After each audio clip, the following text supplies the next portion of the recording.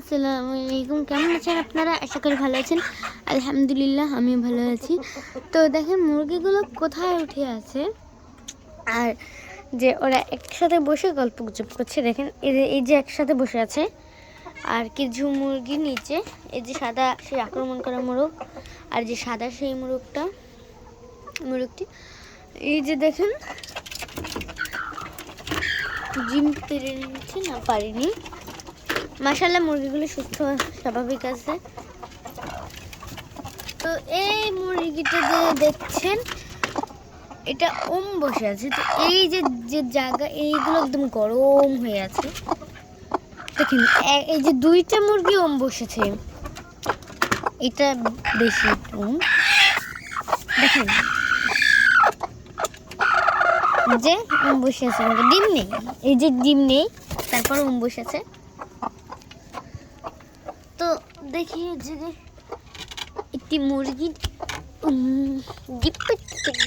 বসছে, হয়তো হতে পারে।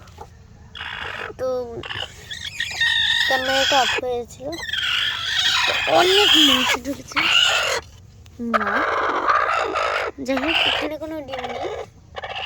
আমি একে আদর করে দিলাম। তো ঝুলুন বাইরে যে।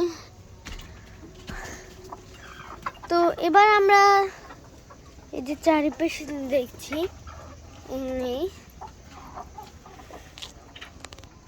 এবার এখান থেকে বিদায় দেব ওদেরকে। মাশাআল্লাহ মুরগিগুলো সুস্থ স্বাভাবিক আছে। তো এবার যাব নিচে মুরগিগুলো দেখতে। তো আরও আলোচনা আছে, এই মুরগিগুলো দেখতে যতটা সুন্দর তার চেয়ে পরিশ্রম, ওদের পিছনে অনেক পরিশ্রম আছে। ওদের পিছনে খাবার খরচ, তারপরে যে পাত্র ধোয়া, অনেক পরিশ্রম করতে হয় ওদের পিছে। তো এই মুরগিগুলো যখন ছাদে ছাড়ে তো ওরা নিচে যদি নামে তাহলে ওদেরকে খুঁজে পাওয়াটা বড়ই মুশকিল হয়ে পড়ে। তো ওদের নজরে রাখতে হয়। ওদের পিছনে এত কষ্টটা যখন যে মনে হয়, তখন ডিম নেই যখন, তখন এই যে যত পরিশ্রম যত কষ্ট সব মন থেকে ভুলে যাই আমরা।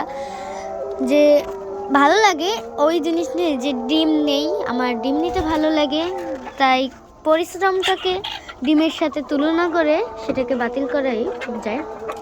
এই যে তো এই যে আমাদের মুরগি বাচ্চাগুলো, তো এইখানে দুইটি মুরগি আছে, মুরগি বাচ্চা ছিল, একটা ঘাড় মোড়ানো।